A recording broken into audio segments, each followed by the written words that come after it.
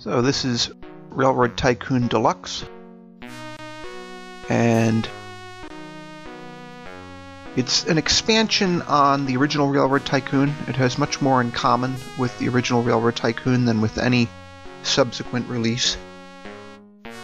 It's largely bug fixes, like for example support for a laptop keyboard, although what I've found is that it still seems to be somewhat limited, because as I understand it, it supports turnouts off of track, but you need to have the keypad, so you still basically need a traditional keyboard. But I'm gonna just do one track here to demonstrate that it works and how it works. So we'll go to the Europe map here in the 1830s, to the dawn of railroading, pretty much. And I'll go with a generic investor. I won't try to give him a name, because I just don't feel like thinking about it.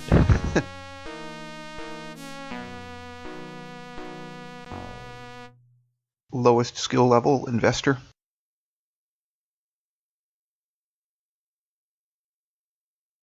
And there's the Europe map.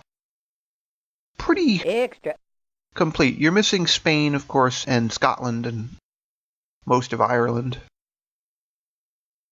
But there's a sizable chunk of Europe there. And you're missing Scandinavia, but oh well. Central Europe, basically. So, speaking of Central Europe, we will go to Prague.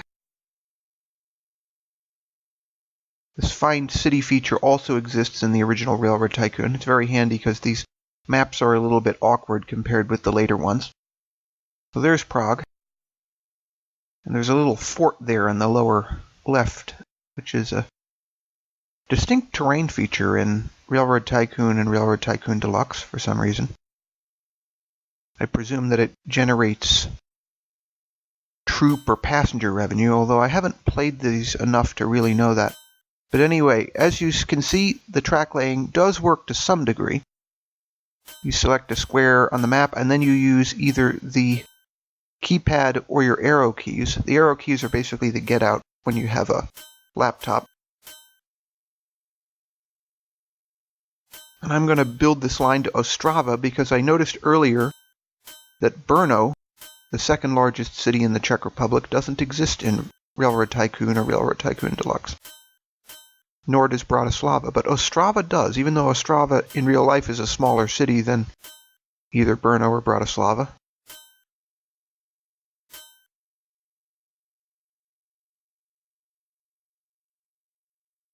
So now we need some stations.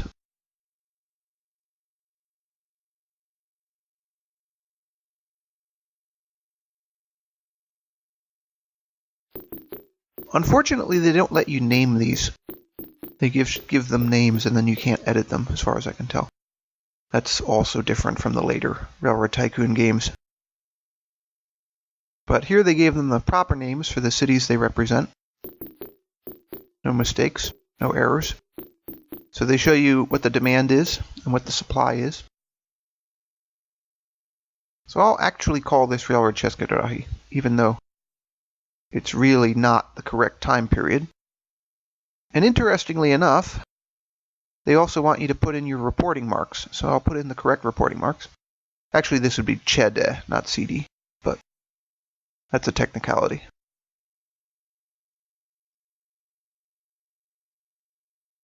I regularly use CD as their reporting marks on the channel, actually, because I'm trying to avoid incompatibility with various computers. So there's the new Planet class rolling out. The Planet class were actually designed by the Stephensons for the Liverpool and Manchester Railway. So they were one of the very, very first locomotive classes, actually.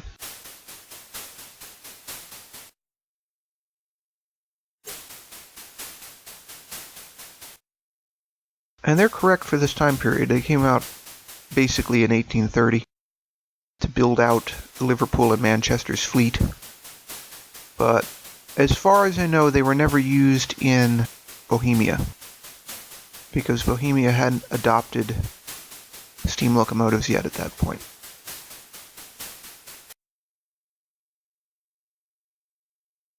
There was one horse-drawn railway into Prague, into Davice, opened that year actually, but that was it in terms of railways.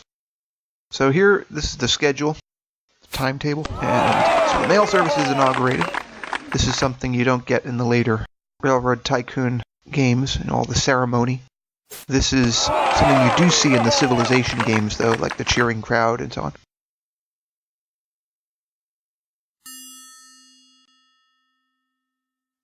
So then you get your rivals there, opening their railways, and it doesn't really have anything to do with what historically they would have done, although they are actual people.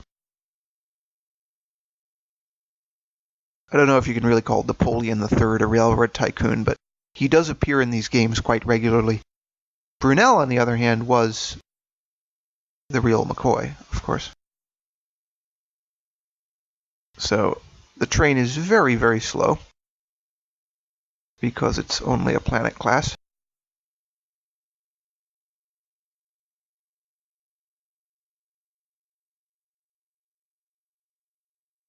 One thing that makes this a little bit easier than the later Railroad Tycoon games is that you don't have to worry as much about train maintenance. In Railroad Tycoon 2 and 3, you do have to make sure you have enough water towers and all this for your steam locomotives. Although your water bills and your coal bills and so on are rather limited. You just have a general fuel and maintenance cost for your steam engines. Here I'm looking at the other cities on the map because I'm curious. So we've seen Regensburg and Nuremberg. I'm seeing if there's something I would find interesting, like Brno, for example. So I search for Brno. Brno's indeed not there, even in Deluxe. There's Vienna.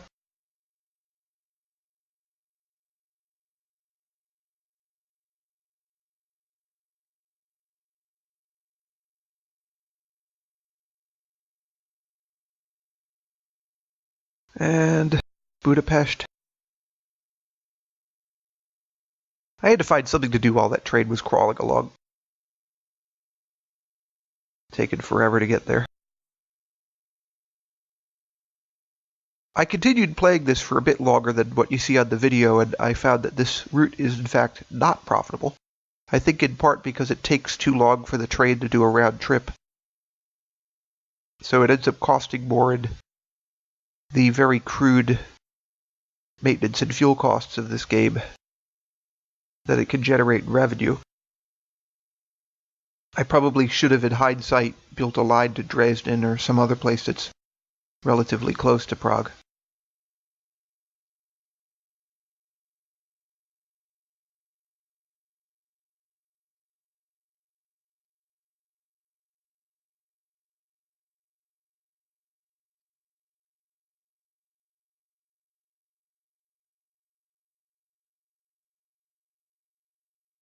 And of course you can see that months are passing as the train is moving along. That's actually not a realistic simulation, of course.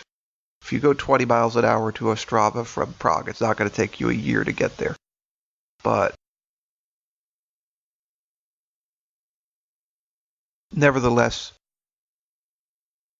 the time scale in all the Railroad Tycoon games is a bit off, actually. Looking at Vienna again. Largely because I'm bored. And actually, what I found out is that the train is actually going even slower than 20 miles an hour. It's averaging about 7 miles an hour.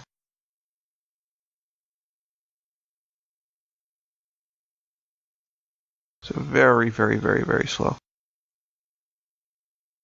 And of course, this also brings up the fact that you really have to upgrade your equipment as the game progresses. But anyway, it's almost there, and in any case, this is pretty close to the end of the playthrough. Given all the limitations of this game on this computer, it doesn't really make sense to continue this, I don't think. So I'll do Railroad Tycoon 2 next. First mail delivery, £17,000. It's interesting they're doing it in pounds.